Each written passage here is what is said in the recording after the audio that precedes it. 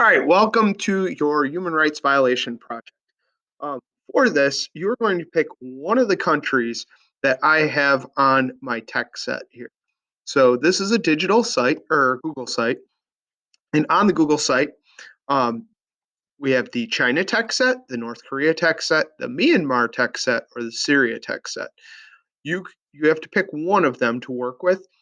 If you know of a country from your human rights hyperdoc project or your own personal experience that is not included on the tech set where human rights violations are occurring, feel free to do that.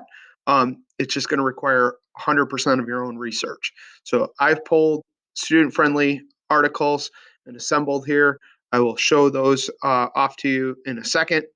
And then, but if you want to go it alone, have at it. Just make sure that you fulfill all the requirements of the project. All right, so getting back into the directions. So with the directions, you're going to pick one, and then you're going to find at least two human rights violations occurring within that country. Unfortunately, there are plenty of human rights violations going on in each of these countries. Um, the one thing is, one of those human rights cannot be human right number 30, that no one can take away your rights, because that's already been proven once you establish the first human rights violation. So that can't work, but any of the list from the Declaration of Human Rights, 1 through 29, would work. What do you need to do for the project? You need to clearly define what the two human rights are that are being addressed in your project. So explain to me what that human right is. Then you need to thoroughly explain, using evidence and specific examples, how that country is violating those human rights, uh, both of them. Then you need to determine who you feel is most at fault for these human rights violations. Now, on the most part, it's going to be one entity, and it's going to probably be one entity for both. But you need to state that, because in some instances, it is two different groups that are responsible. So you need to spell that out for each human right. Finally, you need to compare and contrast how these two rights are respected either here in the United States using Freedom House, or or compare and contrast how these two human rights are honored or actually probably withheld in one of the other countries in our tech set. Okay, so compare and contrast. If you want to use Freedom House and do compare and contrast them to a country like Norway that has a perfect score, um, be my guest. That's fine too. Okay, but you definitely need to compare and contrast how those human rights are honored. I chose the United States just because that's the country we live in. I would figure that would be what you have the most experience in, as well as what you'd be most interested in. So, but I'm open again to you comparing and contrasting to another high scoring country, if or another low scoring country if you choose another one in our tech set. Um, you will choose a project type from our choice board. Now, I'm going to scroll down to our choice board. It's down here. All right. It is smaller than our other choice board. Sometimes that can be, wait for the bell, too much for some people. So it is either the museum template, the magazine template, a Google Earth tour. Make sure that it's detailed explanations. A Adobe Spark, which I've encouraged people to use. WeVideo, which is definitely sometimes of a challenge to work on. Or if you have another idea, I'm open to it. If it's going to be, I'm going to do a Google slideshow, I'm going to say no. So if it's going to be, I want to do a Google site, I'm going to say no. So, but you feel free to run it past me right here. All right. Going back to our directions. Nope, that's list human rights. You're going to probably need that. I'm going to scroll back up. Other things that you need to do. I have a optional graphic organizer. That optional graphic organizer looks like this. It has all of the required parts on it. Now, a couple things with it. This is optional. You don't have to fill this out. Some people need it, some people don't. At the same time, you're not turning this in unless specifically an adult, whether myself or Mrs. Dunphy, or Mrs. Maney or Mr. Fehrenbacher, if they say it, fine. Otherwise, this should not be turned in.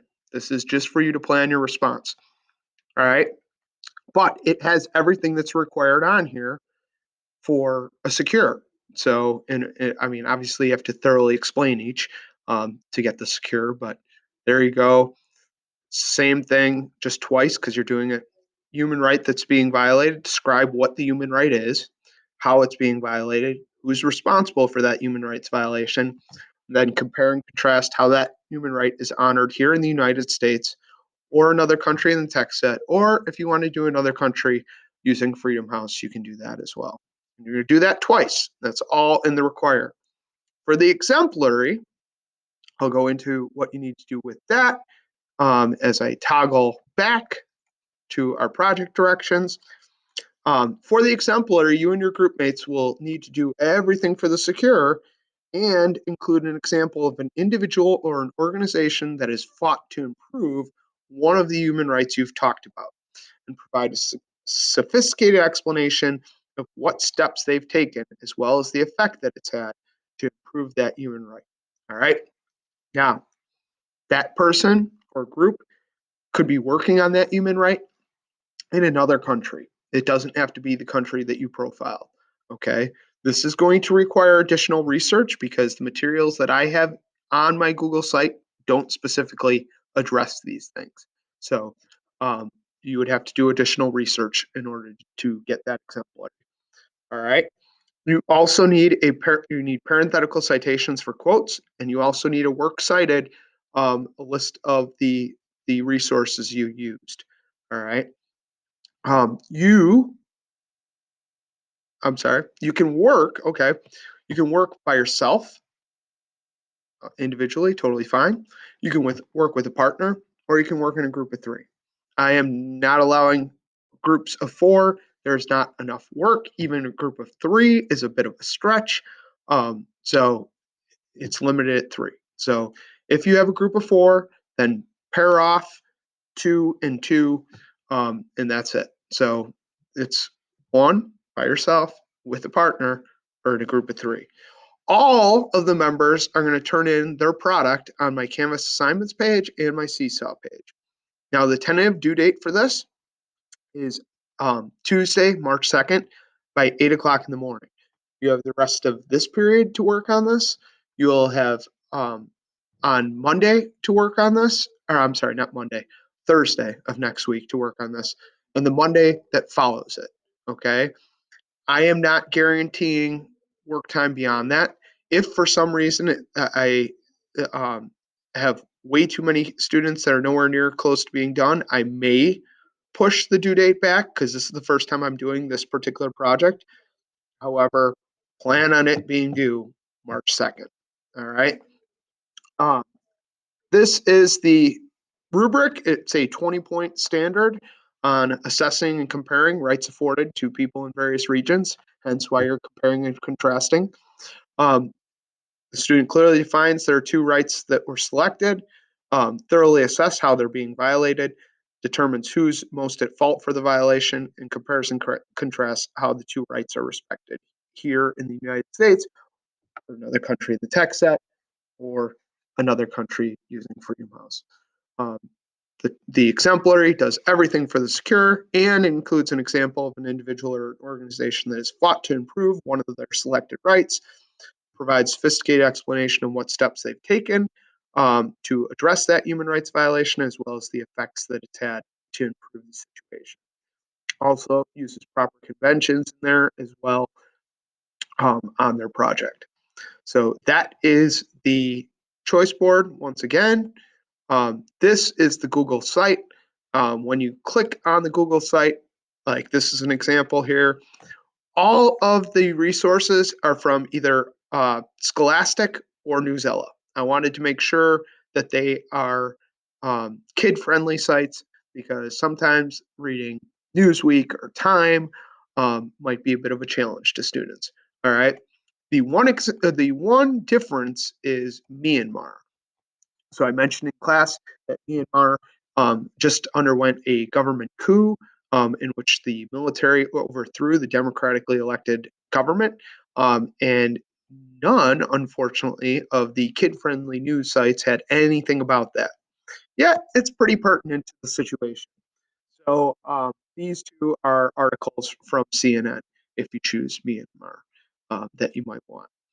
I read through them. They seem like they would be workable for a junior high student.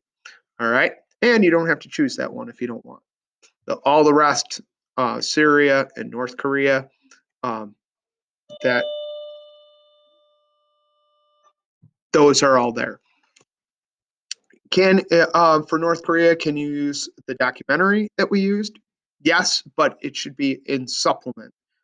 You can bring in additional information, but I do expect you to use resources on the North Korea page. And then finally, can you use outside additional research to supplement your project? Always, you can use additional research from outside. Make sure it's credible sources. We've done tons of media literacy work this entire year.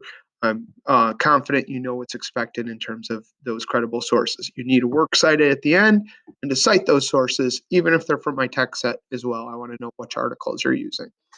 All right. That's our human rights violation project. You guys are a first for me doing this project. So I'll be interested to see what you guys create. Talk to you soon.